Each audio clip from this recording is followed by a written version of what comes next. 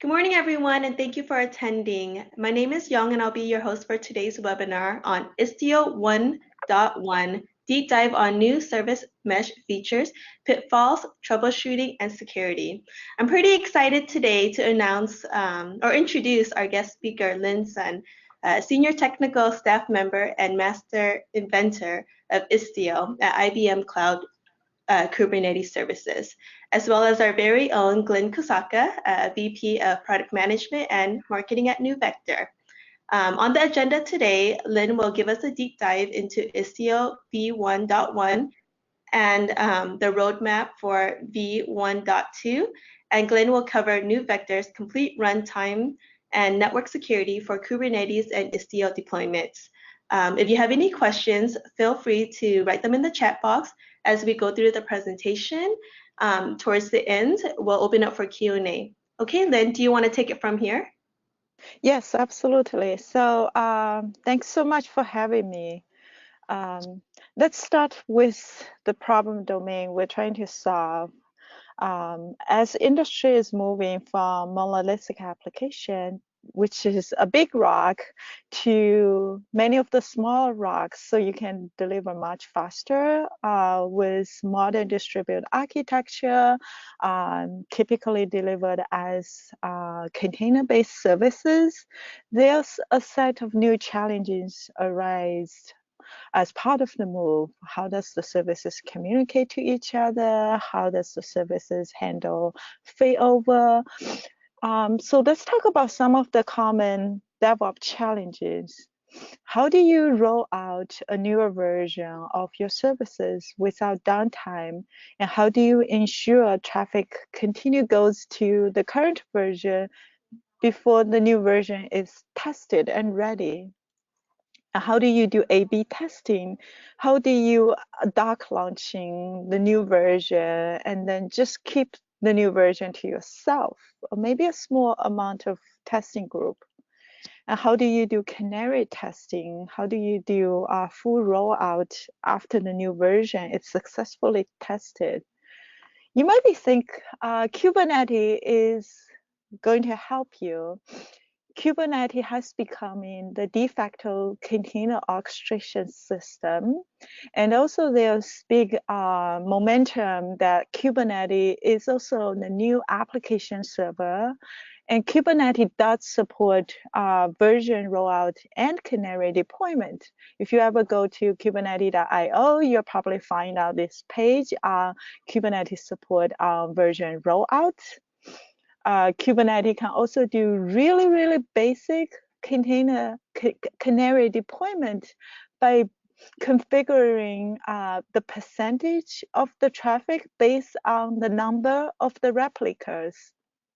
For instance, we have 4 replicas here, so made it easy to configure a rule like 25%. But that's not going to be possible if you want to do 90 or 99%. It's so much harder. So there are different challenges with Kubernetes. What if your networking among your services are not always reliable? How do you handle unpredictable failure and retries? How do you actually observe what's going on within your microservices? And how do you even ensure your services are communicated securely? And how do you apply policies to your services? It's just a totally a rise in challenging with Kubernetes. And you might be sitting here and thinking, I'm actually not even running on Kubernetes. My application might still be running on VM, or may even be running on bare metal. So I used to talk about service mesh, about providing a transparent and language-independent network for connecting, observing, securing, and controlling microservices. This is our official documentation from Istio.io when we explain what Istio is. And these are the core functions of Istio: connect, observe, secure, and control. But I want to take a moment for you to think about what exactly is a service mesh thing. Can we explain it in an even simple context So even people are not having any experience with service mesh can understand. Envision your application is a little bit messy, like this living room. And if we actually give you a storage box to allow you to put the long core stuff into the storage box so that your room is going to look a lot cleaner because you focus on what's you really need for your application, and then you pack all the helper things, unnecessary things into the storage box. Wouldn't that be nice for your application? So fundamentally, that's really what Service Mesh is trying to do for you. We're trying to be able to extract that code that's not the core of your services and extract that out into a dummy storage box. And we're going to extract that out regardless what languages your service is written in. And we're going to try to initialize that dummy storage box for you with basic information of such as what is your service name, what are the ports being configured.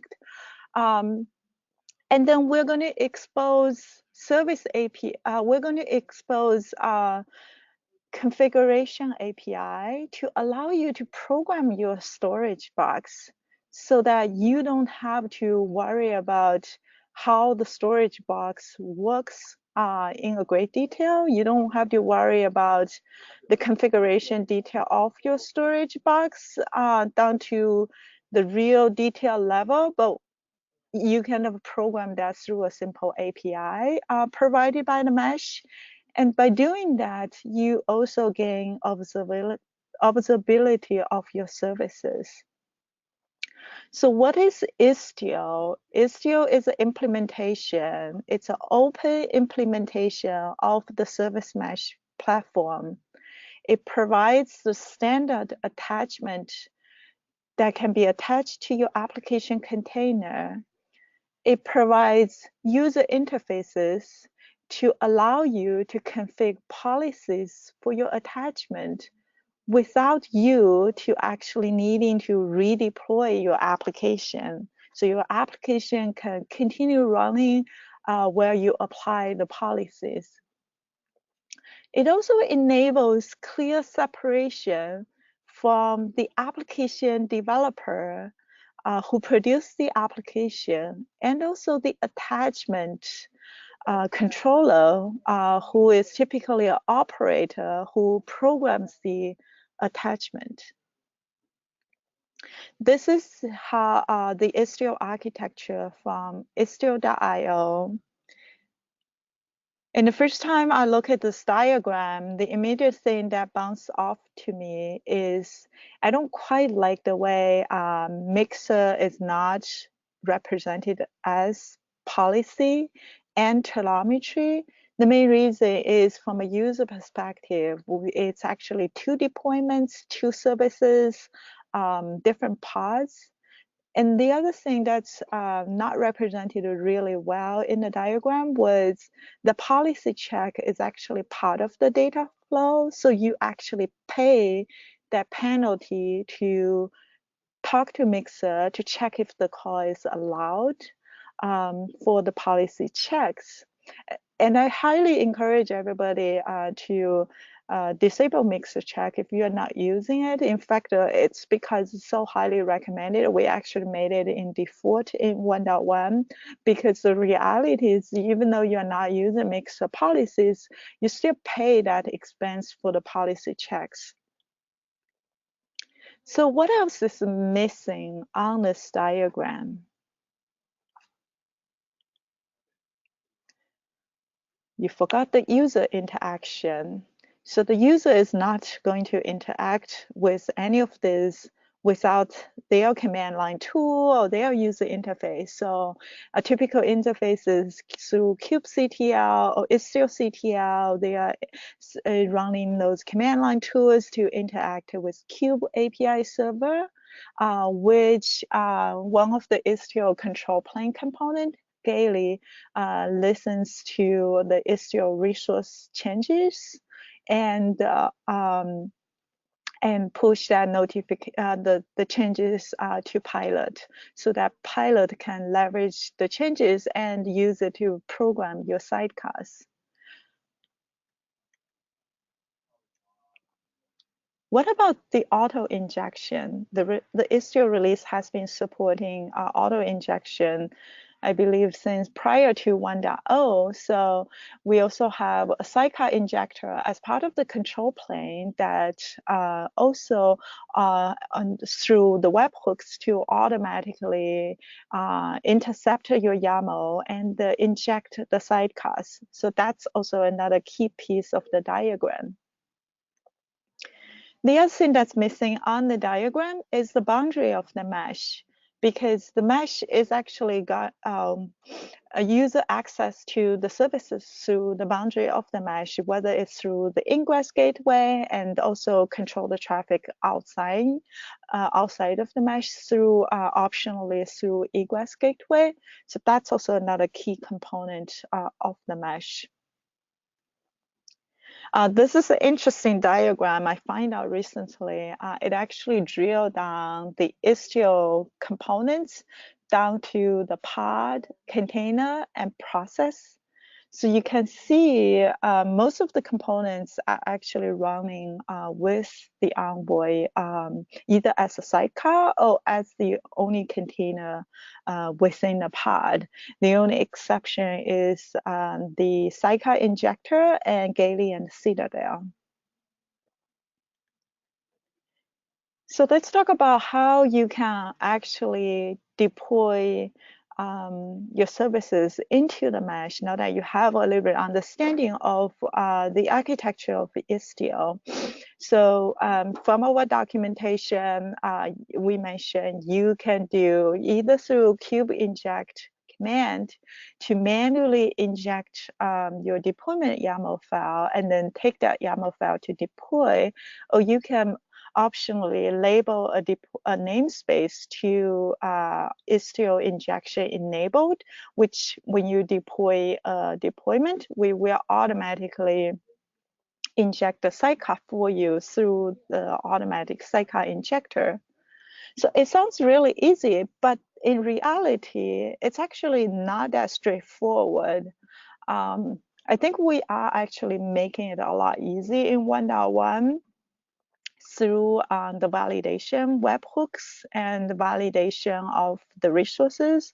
But we do require a few changes, as I highlighted on the right side, for your service YAML and your deployment YAML before you even add your services into the mesh. And if you actually didn't do it, it might be pretty hard for you to troubleshoot in this. So the first thing is you want to name the service port. You want to declare your container port. Your pod must have a service associated, and we recommend you label deployment with app and version so that we can get the telemetry data correctly.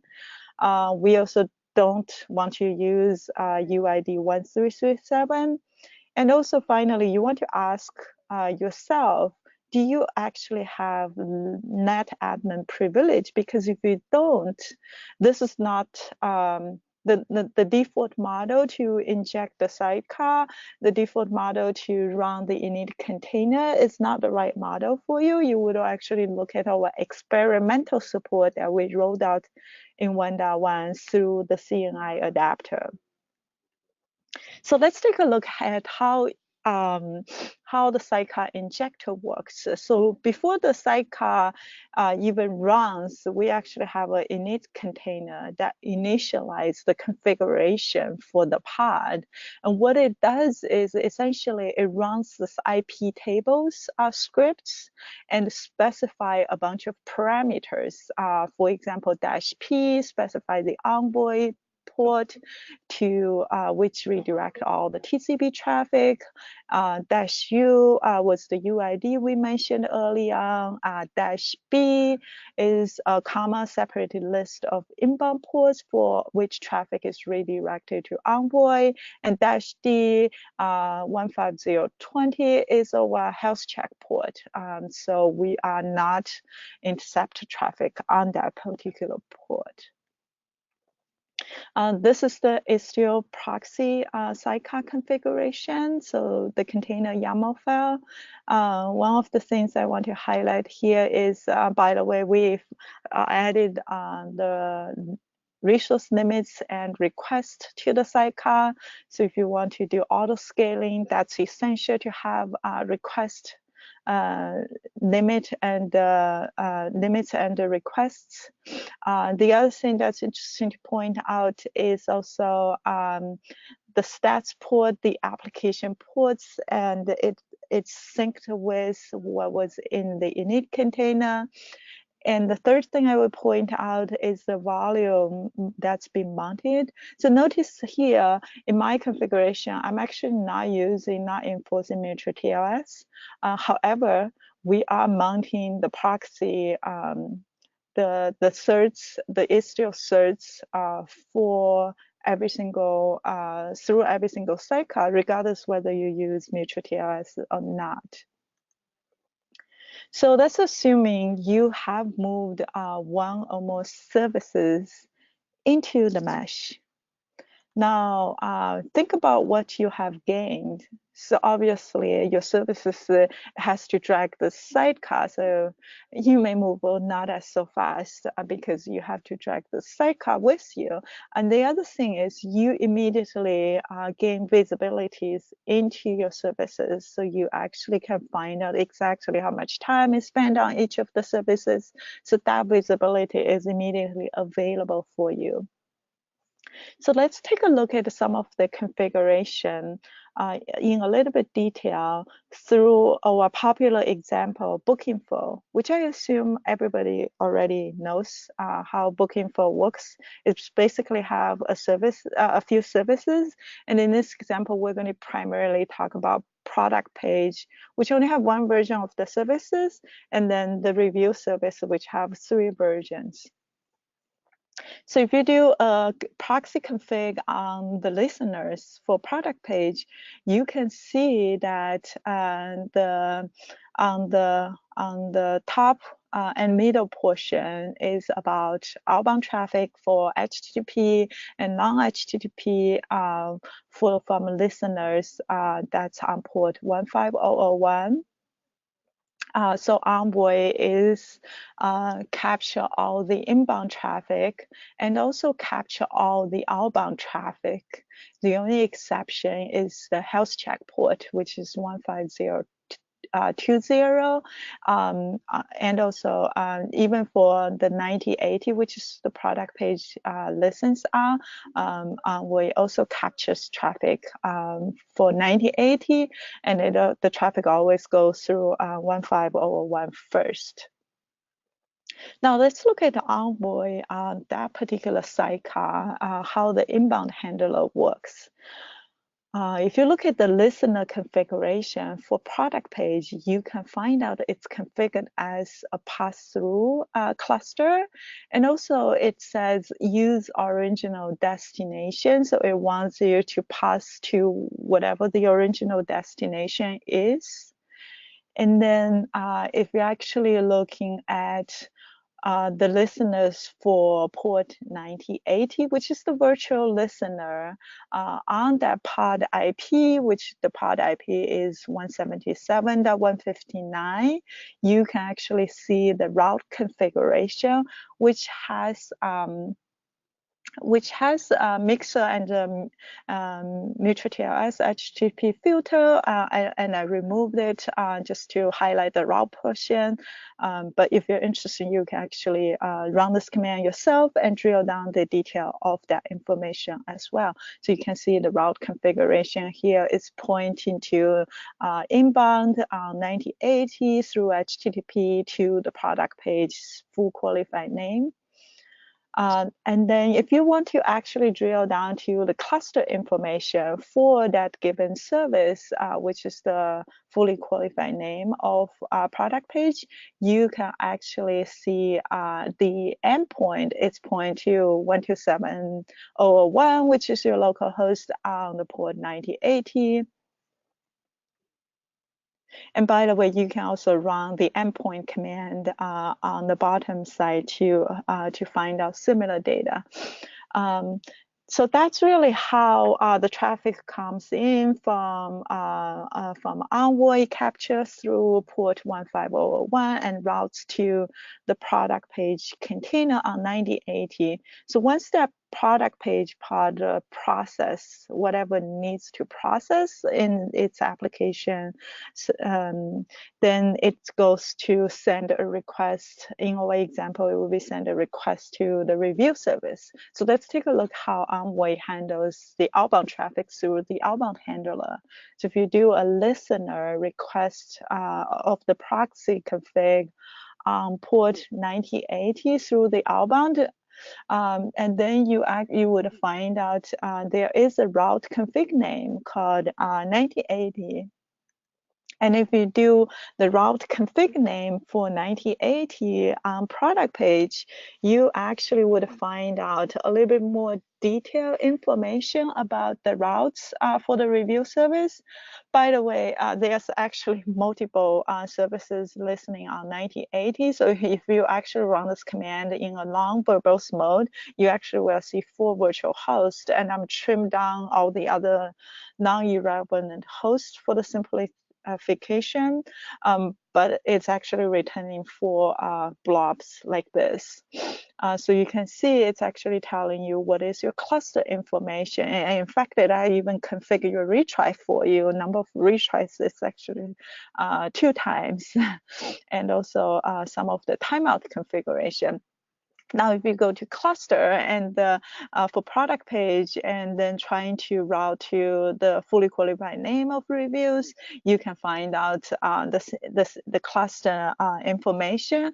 And then from the cluster information, you can find out the endpoint information. Notice here, we don't have any magic in this example. So it's a round robin request through all the 3 versions of the review services. So I would say I would update this chart to say, you know, not only we gained a dummy sidecar and visibility, we actually also gained retries and timeout. And I actually didn't know about this until I actually look at the configuration in detail. So let's take a look at how this diagram, what we have gone through. So through the Envoy Sidecar inbound handler, the traffic goes to, we check the listener on 15001, which forwards the traffic to virtual listener and to the pod IP 9080, and then through the clusters information for this given service, we landed on the endpoint information, which is 127.0.1.9080, which points to the product page container on the same pod on the port number 9080. And then when this guy does this business logic and tries to go to outbound handler to the review service, it goes to the listener of to 9080 on the port number, which lands to the route name 9080.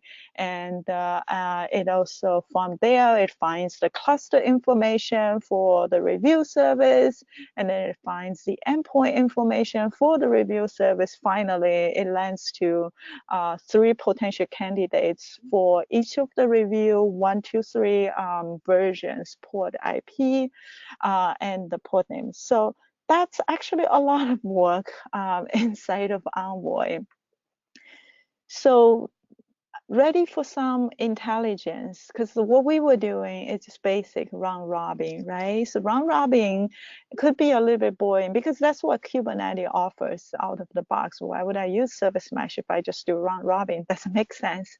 So let's do a little bit of magic through Istio resources. So for instance, you guys probably seen this before. If you config a review service to route only to the destination of version 1. In this case, if you actually go to, notice we only talk about outbound traffic here because we are only programming config the outbound traffic in this case. So if you actually do a route product page on 1980, you actually will see it actually have the intelligence of the cluster and have the version 1 information in there.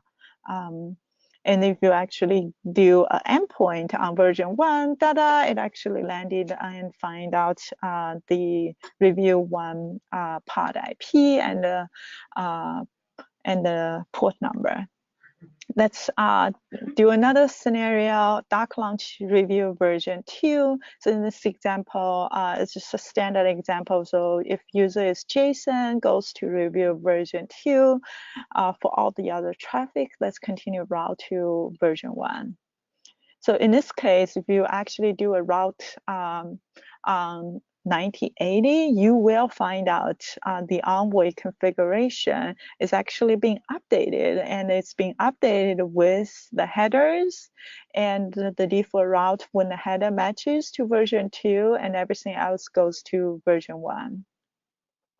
Now, if you actually do endpoint on these two cluster information for those two routes, you can actually see it's being resolved correctly to the correct review version 1 pod IP and the correct version 2 pod IP. So you can actually, this is just a few examples on what's available through our tooling. You can actually do a little bit more Sidecar debug information, and you can also use the same debug techniques on the gateway pod. So if you do port forwarding on the admin pod on the Sidecar with port number 15000, you actually would be able to access the Envoy admin through your browser. And it's a lot of information. So one thing that I actually did through this configuration is I run this config dump.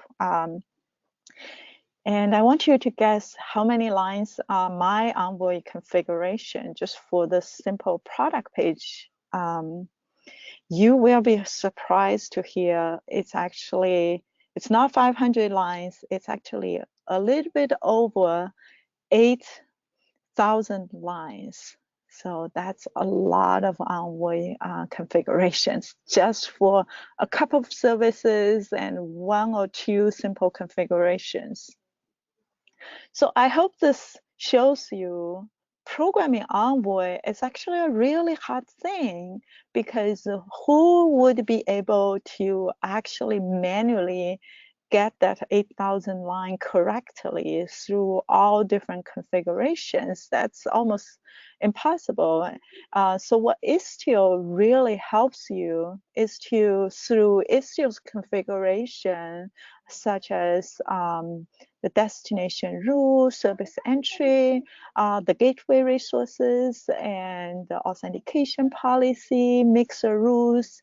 So different resources, what we provide in Istio is to help you to program Envoy so you don't have to worry about programming Envoy yourself. So that's really the value we are bringing to our user. So let's talk about 1.1. So we are actually making a lot of default changes. So the outbound traffic is open by default now. We made the decision to enable so because we find out many of our users stump on the ability to having their service not able to talk to outbound traffic, such as GitHub, just some basic thing they are doing in their containers. And when the first moment when they move to the mesh is broken and they're upset and they find out config service entry is actually very hard. By the way, we actually made config service entry a lot easier in 1.1 now, but it was really hard prior to 1.1. So a lot of users stomp on that, and some of the users even gave up on service mesh because of the same. Mixer policy check is disabled by default now. Like I mentioned, a lot of users were upset with us. They paid a penalty for mixer policy check when they're not even using mixer policies. The old Istio ingress resource, the old Istio ingress has been removed. We actually continue to support the previous Istio ingress resource if you happen to have one. What's happening under the cover is we will automatically convert that into the Istio ingress gateway resource, but even that feature is not enabled by default. So if you use it, you have to make a Helm value configuration change and enable that configuration to automatically convert it for you. Our service graph has been decided to be deprecated because we feel Galley team did a way better job. Envoy access logs has been proved to cause performance issues, so we decided that they will be disabled by default, and you shouldn't need it unless you are troubleshooting issues. We made a big change on control plane monitoring port number, simply because our port number was conflict with one of the popular services, like Kafka, for example.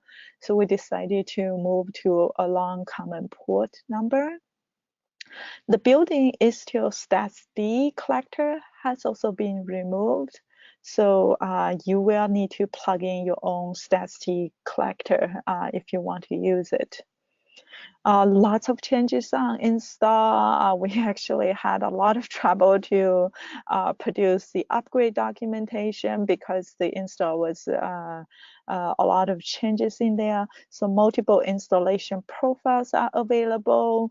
There's like 4, 5, 6 profiles we recommend you to start with because we tested those profiles ourselves, and then you can start with those profiles and add your own configurations. We definitely recommend you to check if your cluster has sufficient resources. The reason is we actually changed the default control plane and also the Sidecar CPU and memory request. So it's going to request a lot more memory and CPU specifically. So your old cluster, existing cluster may not have sufficient resources. We actually separate out the CRDs from the Istio chart and made its own chart called Istio init. So that's a standalone chart available. The reason we made that decision was because we didn't have a choice with limitation of Helm. It didn't manage the CRD correctly for us during upgrades. So we had to move it to its own chart. Istio remote chart, it used to be a separate chart. Now we actually consolidate into the Istio chart. So it's just another installation profile now. Many of the installation options have changed. So if you actually customize your install, you definitely want to check out the link that captures the changes. Telemetry and policy, there's a lot of updates in this area too. Galley, first of all, we actually enabled it by default in the demo profile. We encourage you guys to check it out. I think you will like it. My favorite part of Galley is the traffic animation and also the mutual TLS icon to tell you which traffic are secured by mutual TLS. So really cool. Also, the other thing is don't panic if you actually don't see your distributed tracing or some of your telemetry data. The reason is we actually improve performance. We looked hard on performance on telemetry, and we find out sending all that tracing and metrics is causing big performance penalty for us. So we enable this concept of trace sampling. And I believe by default, only 1% of the sampling are being sent. So that's probably why your data doesn't show up if you don't have sufficient amount of data. The add-on are a little bit harder to see now because we disable the add-on exposed by default. So you can follow our instructions to either use port forwarding to see your add-on through web browser, or you can follow the instruction to how do you wire up your add-on securely with Istio Ingress Gateway. Updates on the networking piece. I think the most important thing is the new Sidecar resources is available. So we talk about 8,000 lines for my Envoy Sidecar when I'm only having like 4 or 5 services. Imagine if you have 100 services, and if you don't using the Sidecar resources to provide isolation of your Sidecar configuration, you could easily blow up that Envoy configuration to 100 times if you have 100 services. So that's one thing you really don't want to do. If you have a lot of services, you definitely want to look into this Sidecar resource to provide namespace isolation on your Sidecar, on your Istio resources. So that's on the consumer side. On the producer side, we introduce a notion of you can restrict visibilities of who can see the service as a producer. So through annotation on export to, you can say, you know, this service is only visible within this particular namespace. We also added namespace scoping between virtual services and gateway, so you can actually refer the hosts a lot more accurately. Service entry, resource simplification. We talk about how many users had trouble with service entry in the past. So the community has made lots of simplification in service entry. So you actually no longer need to have a virtual service bind to your service entry to get your service entry to work. So you can just create the service entry resource and you'll be done with the service entry configuration. So it's a lot simpler now. We also rolled out the experimental support for locality-aware routing, where we can route based on locality information of the pods. And finally, on multi-cluster, there are single control plane multi-cluster and also multiple control plane multi-cluster. Both are in experimental phase for the release. Security, there's a lot of changes also on security side. We improved support for Redis and liveless probes. We noticed this is a pain point for our user. So we rolled out a new way for user to do Redis and liveless probes without much changes on the application. The cluster RBAC config has been used and we deprecated the old RBAC config. The main reason is the RBAC config is supposed to be cluster-wide, so this is a more accurate name. But if you use the old RBAC config, there's migration work you definitely need to keep in mind. We rolled out the alpha support for identity provision through SDS. I haven't personally tried this feature, but it's a really interesting feature to allow us to intelligently roll out the identity and certs. We also added support for external certificate for the Ingress Gateway. So if you want to bring your own certs, you can do it now. We also added support for customized trust domain, so you can do config customized domain beyond the default domain of Kubernetes now. Update on Galley. Pilot actually now subscribe to Istio resource information from Galley now, and Galley uses validation webhook to validate Istio resources. So you can see as a user, I can apply to my gateway resource, for example. It actually would tell me what's going wrong with my YAML file. Like in this example, I forgot to configure the port name. Istio CTL, there's a bunch of updates on Istio CTL. One of the key thing I would say is as a user, you no longer need to type the full names, which I love it. So you can actually do kubectl, get gateway, GW, VS, and destination rule and service entry. These all have short names now. We also actually are in favor of user to use kubectl to interact with Istio resource now instead of Istio CTL. The verify install command is an experimental command which we expect to graduate out of experimental soon. So it actually checks whether your installation is successful. Also, there is a Istio-CTL validate command that can help you validate your resources before it's being deployed to your cluster. 1.2 roadmap, we are working on 1.2 as a community now. It's expected to come out probably somewhere towards June-ish. So a little bit less than 3 months now. And we will also continue to release 1.1 patch release. You probably find we already released 1.1.1, 1.1.2, and 1.1.2 has significant security fixes from Envoy for your data plane. So we will continue to roll out the patch releases for 1.1 user as well.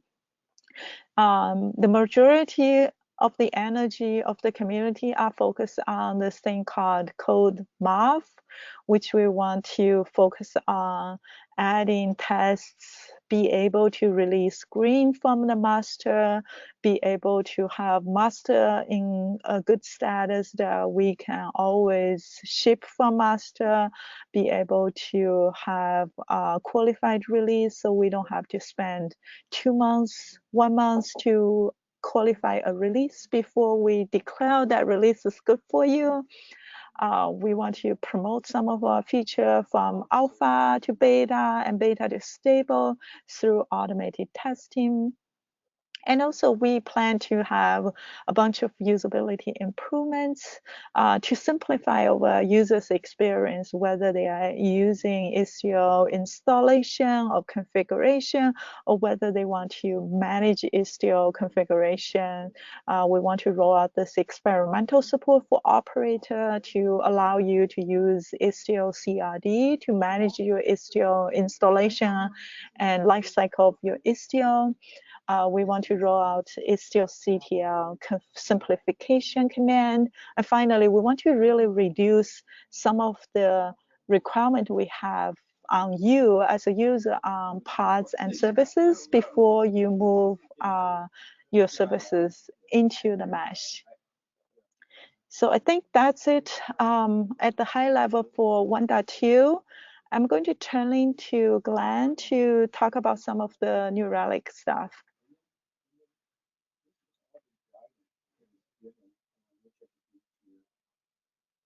From the beginning of the kill chain. So the kill chain is critical to understand for the network. And the reason is that your attackers will be able to come in through the kill chain. They'll be able to get in through the network. They'll be able to expand laterally, and then they'll be able to steal data through the network. So that is why it's so critical, even for an Istio-based deployment, to be able to monitor the network. In addition, once hackers are able to get into the environment, they're able to then exploit perhaps a container or even a host. So I'm going to be using NeuVector as the tool to be able to show you the visibility into the Istio traffic that we're going to see when we deploy the Istio service mesh into our infrastructure. A little bit about what NeuVector is first, though. NeuVector is a security container which is deployed just like you deploy any Kubernetes workload. So if I look at our deployment here, which is running on IBM Cloud, you can see here that I've got 3 controllers deployed, or a NeuVector enforcer deployed on every host, and then a manager. And then you could also see my demo environment in the demo Istio namespace. Taking a look at how NeuVector is deployed, you can see that the controllers are deployed typically in a deployment. We default to the replicas of 3. And what that does is it deploys the controller in an HA environment so that if any controller goes down, another controller will take over. So that's our equivalent control plane. Now, our enforcer is then deployed typically as a daemon set. And you could see the daemon set also supports rolling updates for both the controller and enforcer. And as a daemon set, anytime a new Kubernetes worker node is added to the cluster, the NeuVector enforcer container will get deployed onto the infrastructure, protecting that infrastructure. So once Istio is deployed and NeuVector is deployed, we're able to discover all of the traffic in your Istio environment. Let me show you a live view of that, in fact. So if I go here to my demo environment, this is the environment which has several demo applications running, both service mesh and non-service mesh applications.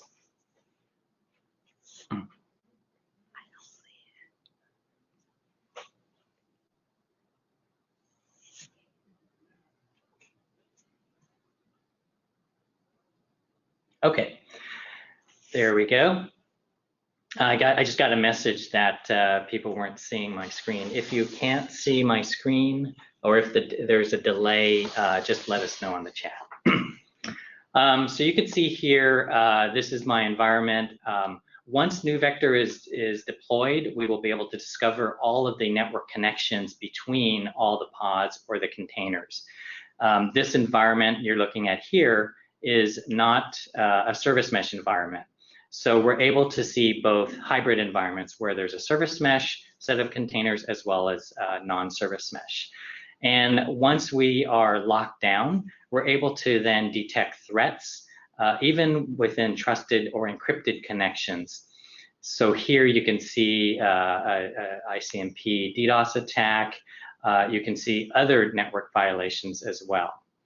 Now, if I shift over here in my view to my Istio environment, you could also see here that I have a similar environment here, that is my Istio environment. And it's the same containers that are deployed, but there's a different icon. And you could see there if I click on this icon, you could see in this pod, there's the Istio proxy sidecar, as well as my Node.js container running. So what we're going to be able to do is we're going to be able to inspect all of the network traffic between the application workload and the proxy. And then when the proxy sends that traffic out to other workloads, all of that traffic is going to be monitored. Even if there's encryption turned on, we're going to be able to see it after the decryption takes place by the Istio proxy and then goes on within that pod to the application container. Now, one of the things you'll notice in when you first deploy Istio, if you have a tool like NeuVector, is there's going to be an explosion of traffic between the control plane and all of the sidecar containers running. So imagine if you have 1,000 workloads running, you're going to have 1,000 sidecars, Istio sidecars, that get deployed into that, and they're all going to start talking to the control plane as well as to your application containers. So when you first deploy that, you may not actually see that unless you have a tool like NeuVector. But then now you're going to see here, my diagram just got a lot more complicated with all of this network traffic going between these Istio-based containers and the Istio control plane containers. What we're able to do, though, is we're able to easily hide the system traffic and only show the application workloads, because often that is what you're concerned about for either monitoring the traffic to your applications as well as for debugging those applications. We're also able to filter very quickly down to a namespace environment. So in this case, I've got my demo apps running in the demo Istio namespace. And you can see here that we're only now focusing on my service mesh containers. Connections are coming in through the gateway, going through my Nginx pod, and then fanning out. We can monitor all the network protocols. We can look for attacks. We can also look for service violations. Now, one of the things Lynn mentioned is that typically when people deployed Istio, all of the outbound connections got blocked. And so now the default in 1.1 is to allow outbound connections. And it can be very difficult to manually add service rules to allow outbound connections on a specific case-by-case basis. So with NeuVector, what you're able to do is you're able to combine all of the segmentation rules that control all the traffic between the pods within your service mesh, but you're able to also add rules that allow ingress or egress connections externally. And you're able to see that all here very conveniently under the policy and in the network rules section of NeuVector. So we offer a convenient place to be able to monitor all your rules. In this case, if I just look at my demo Istio environment, then I can see the rules that have been created for my demo Istio environment. I spelled Istio wrong. Now, the other thing I should mention is that when you run test traffic through your application, NeuVector will automatically discover all of the connections between your pods, between the sidecar and the workload, and then between the sidecar and other pods. And we will automatically build these layer 7 rules to isolate and segment those connections. So not only are we looking for attacks within the Istio service mesh, but we're also automatically doing the segmentation, which is the equivalent of authorization in an Istio context. So that is some of the a live view of what NeuVector is able to provide. If I go back to my slide here, let me just summarize what we just saw. We're able to inspect all of the traffic between the proxy and the workload and detect threats and violations in there. We're also able to support non-HTTP based attacks, detect those as well as prevent those. So you may get ICMP or UDP based attacks, or you may have workloads in your environment that need to be non-service mesh because they are UDP based or just raw TCP based. So even if there's a trusted connection between pods, we're going to be able to detect things like SQL injection attacks, DDoS attacks, DNS tunneling, other types of network attacks within the service mesh infrastructure. So in answer to that first question of, is Istio security enough, or why do I need a security tool to layer on top of Istio as well as Kubernetes?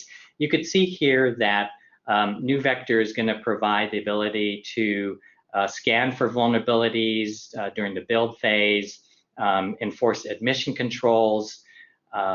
Istio is going to provide service routing, authentication, and encryption, but then NeuVector is going to provide all of the layer 7 network security that you typically get in a traditional environment. In addition to that, we're going to inspect all of the containers for process violations or suspicious file system activity. And finally, CIS benchmarks and vulnerability scanning is all part of the solution. So really, it's an end-to-end solution which starts with vulnerability scanning very early during the build process or in your registries, admission controls to make sure no vulnerable images get into production, and then complete runtime protection for your service mesh environment. All right, Young, so that's the NeuVector overview. Do we have any questions to answer? Yep. Glen, did you want to come back on?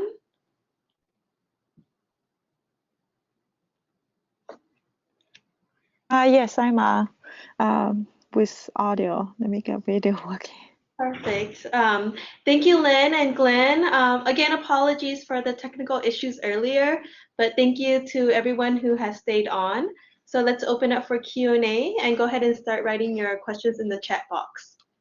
All right, Lynn. So the first question is for you. There are several sample configs for Istio deployments, like default, demo, auth, minimal. What do you recommend people start with, and how should they decide what to turn on and off? Auto injection, auto encrypt, etc. Yeah, so when people first use Istio, we have this demo profile. We definitely recommend people who use first. And even inside of demo profile, we have two variety of the demo profile. One is with permissive mode of mutual TLS. The other one is strict mutual TLS. I would definitely just go with the demo, which is permissive mode, where you could talk without mutual TLS. The main reason is I personally find out it's much harder to debug information, especially when you move your services onto the mesh. When mutual TLS is strictly enforced, sometimes you get 503, you actually have no idea what's going on. So that's what I recommend. And the other thing we purposely made this demo profile is it's a profile that's designed to illustrate all the features of Istio. So all the features is actually enabled for you. So if you want to go through any of our task or tutorial, it's actually going to, you have the capabilities already configured for you. So it's a much simple experience for user to start with the demo profile. And the other thing is you don't have to have a really big cluster. So if your cluster is relatively small, the demo profile will mostly run fine. For the other profile, the default profile is more designed for production environment. So you're going to need a much larger cluster, and also it has a lot of configuration turned off. So if you run into our tutorials on Istio.io, a lot of times you have to manually enable those configuration to get the tutorial running successful. Okay. And is deployment on public cloud managed KAS like IBM Cloud or EKS the same? Any special considerations? Yeah, so that's an interesting question. I can certainly answer from IBM Kubernetes service perspective. So we have rolled out a beta support for a managed Istio, where we would allow our user through add-on to push a button and a couple of simple configurations to get Istio installed into their cluster. And we are also looking at down the road provide a more interesting managed solution for our user. So I would say today, Istio, the requirements of Istio is more on the Kubernetes releases. So we typically release based on the current most stable version of Kubernetes at the time when the release goes out, and then plus -2 versions. That's the release we would support from a community perspective. So if you run Kubernetes cluster on different cloud provider, as long as your Kubernetes Kubernetes version is the correct version and we support, most likely you will be okay. However, we do notice some of the cloud provider has different requirements on how do they do health check on the load balancer. For example, when 1.1 first goes out, it didn't work with AWS load balancer. So I believe we fixed that bug in 1.1.1. So most of the case, it's actually transparent across different cloud provider, as long as the Kubernetes version matches the version we support. The only differences we see is a little bit more on the edge that may have a little bit difference, and also on the default security policy for whether your pod, the user has net admin privileges. So I think that might be a little bit different across different clouds, but most of the stuff are actually transparent and the same. Okay. Can you have both service mesh and non-service mesh pods in the same cluster? How do they communicate with each other?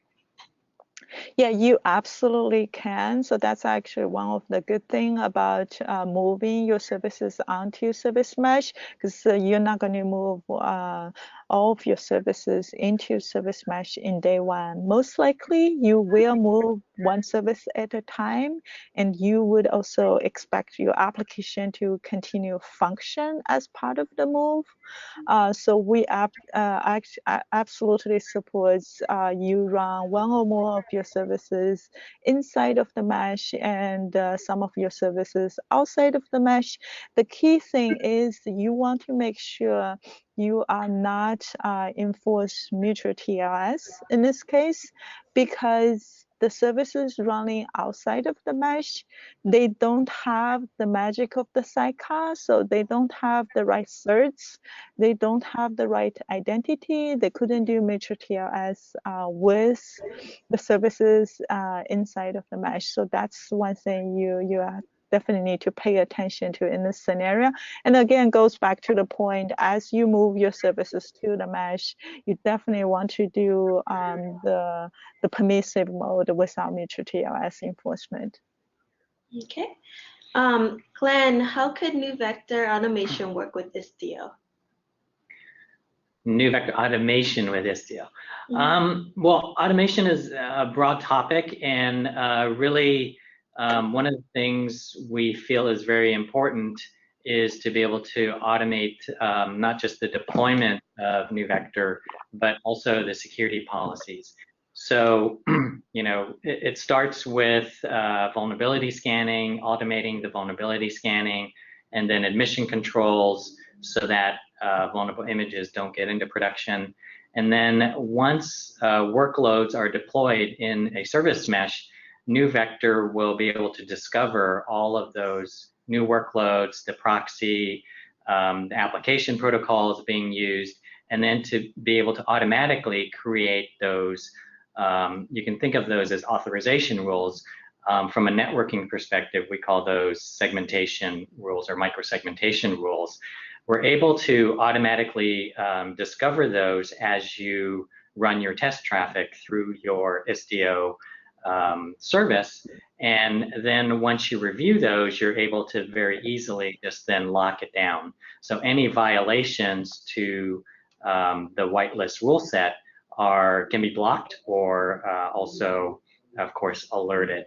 So, you know, it can be a cumbersome and error prone to have to specify service rules or network rules, or even at a very low layer 3, layer 4 level.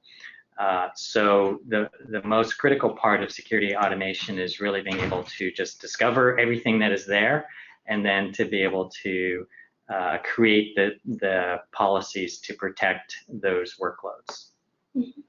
Okay, and then is there a free trial, or how is NeuVector priced? As you saw, NeuVector deploys one of our containers on every worker node to protect those worker nodes. It's just one container. It's not a sidecar. It doesn't require sidecars. And you can also run it on the master node or nodes if you also want to monitor the API server or other system containers running on the master node. So the way NeuVector is licensed is similar in that any, whether it's a worker node or master node, any place that we have an enforcer and we're protecting that in production is an annual license. And yes, there is, of course, ability to test it out and have a free trial. Okay. And then what is referred to as control plane? Can you provide some examples of what Istio can do from this perspective? Is that a question for NeuVector? No, they mentioned Istio, so I think it's just what do you consider, what is the definition of the control plane? Maybe which containers or services are in the control plane, and then kind of generally what that's doing. Yeah, so from our diagram, the control plane is basically everything except your services and the Envoy sidecar of your services.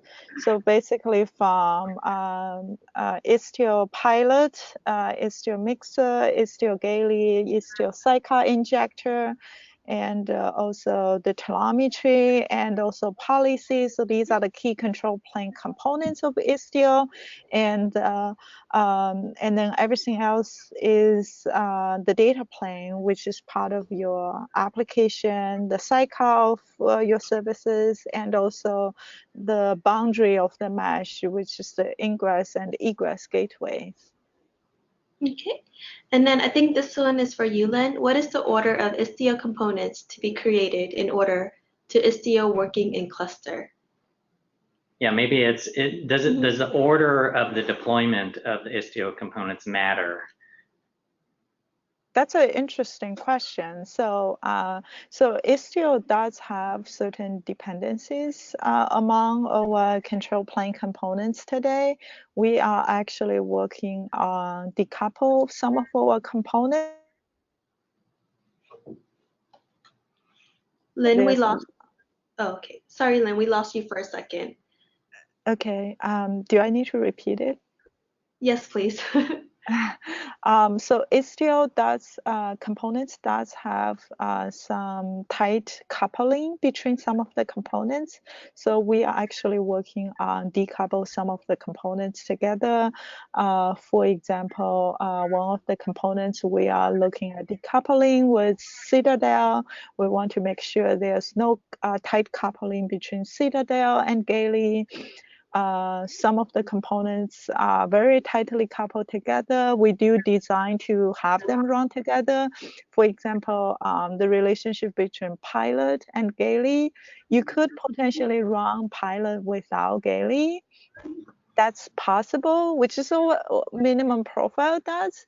But on the other hand, if you run it that way, you are using the old way of how Pilot reads the registration information from Cube, how Pilot reads the Istio resources from Cube.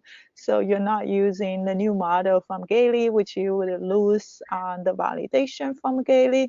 So there are shortcomings. So in general, we do recommend people to deploy Pilot and most likely Galley first.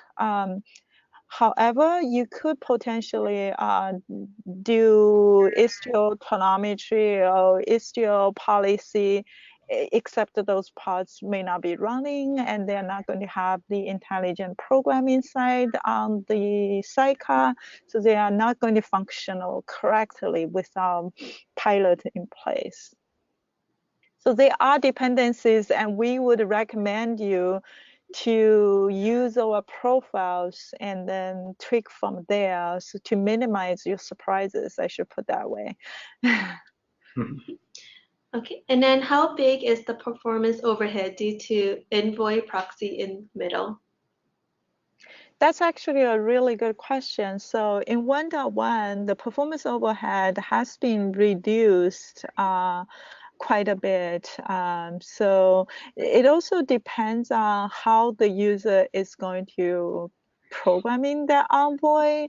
So for instance, if you actually can programming the Envoy with Sidecar config to be able to isolate your Sidecar resources within the namespace, the overhead is going to be much more minimized than you have the Sidecar configuration to be mesh-wide, which is what we support in 1.1.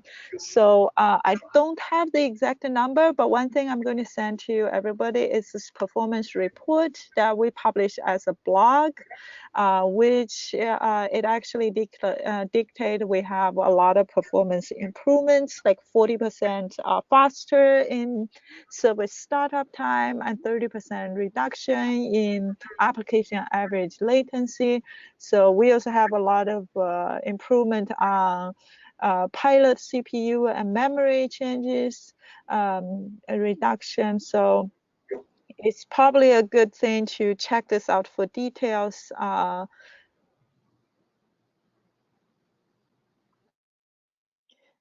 Okay. And then how can services deployed outside Kubernetes work with the services inside Kubernetes?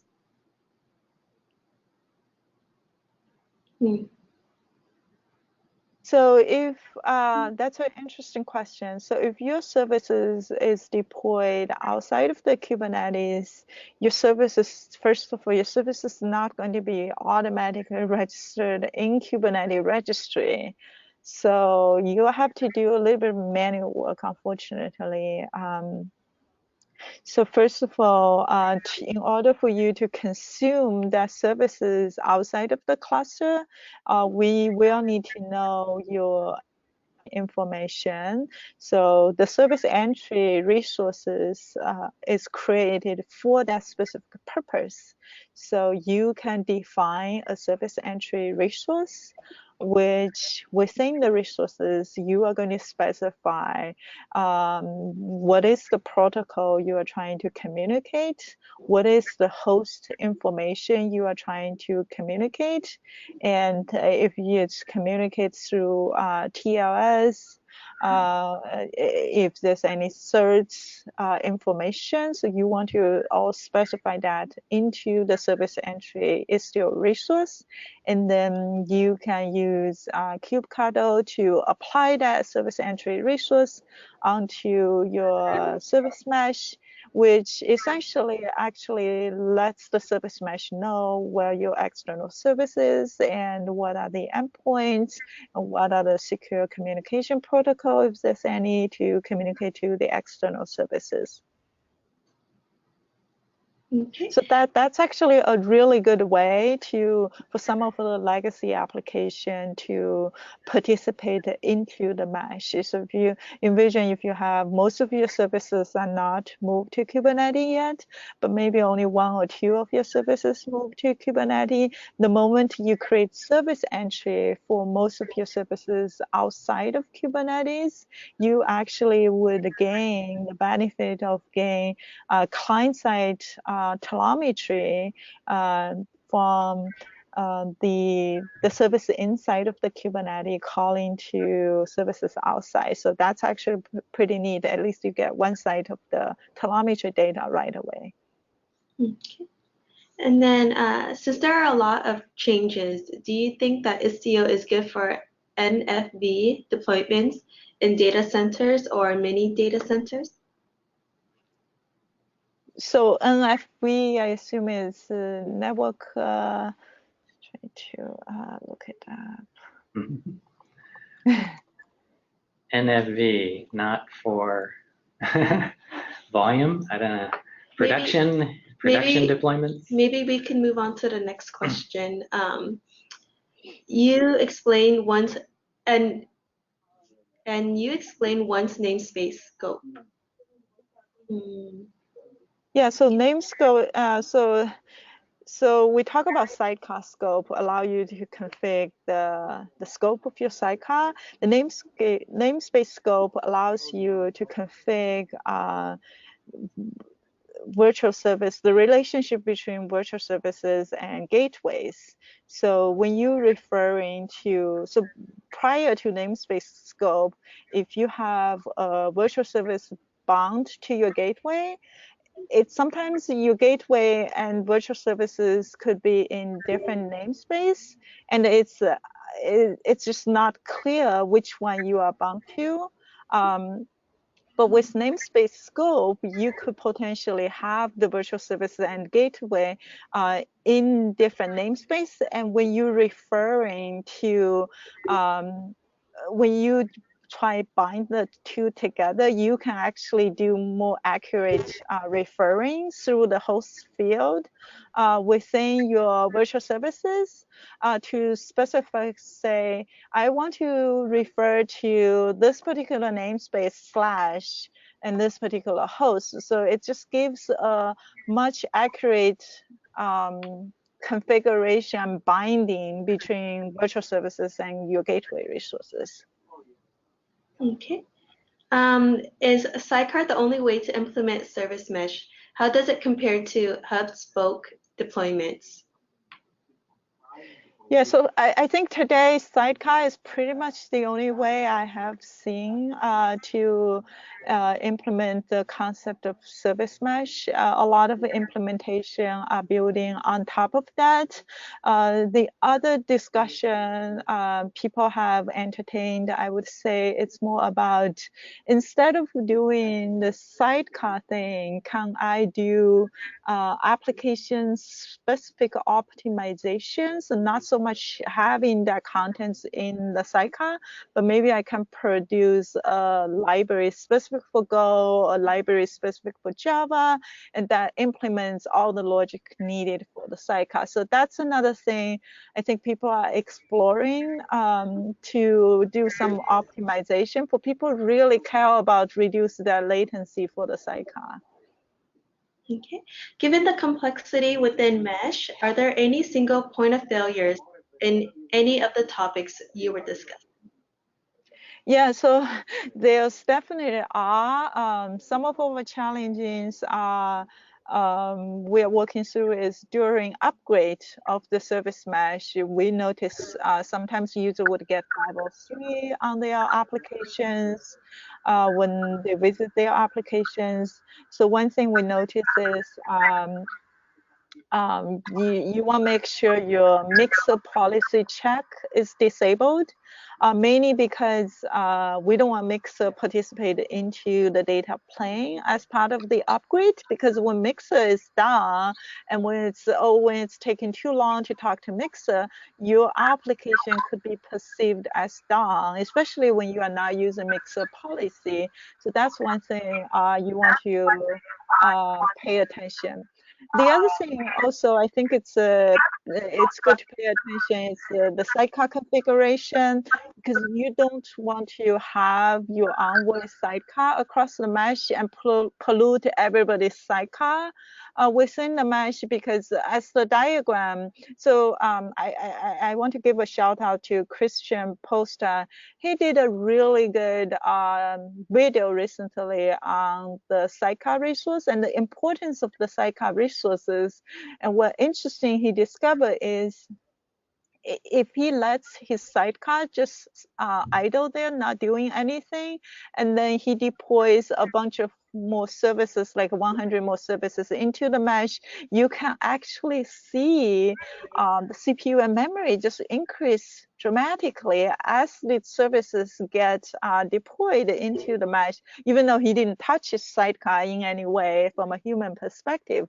So that's really important as a user to configure the Sidecar resources correctly, because if you really overload your proxy to have all that unnecessary noise and also overload pilot to push all that unnecessary noise, it's going to generate some of the 503 with all these unnecessary data.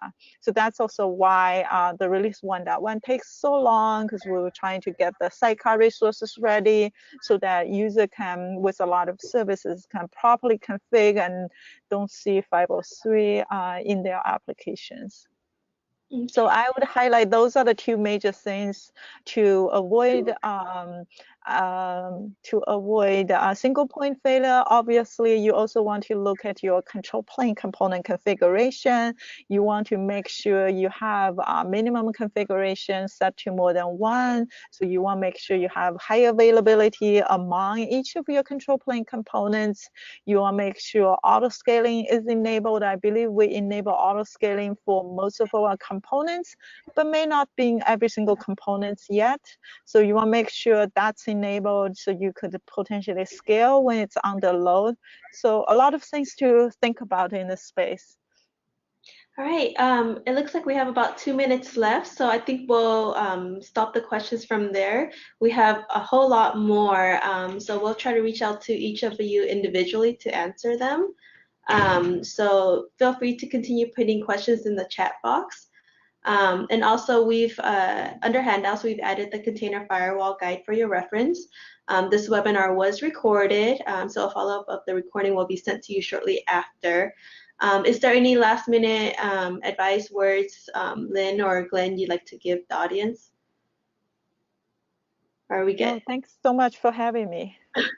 All right, thank you, Lynn. Thanks, Lynn. Great job. Yeah, great job, Lynn. Great job, Glenn. Thank you, guys. Have a good one. Good job, Glenn. Bye-bye. Bye.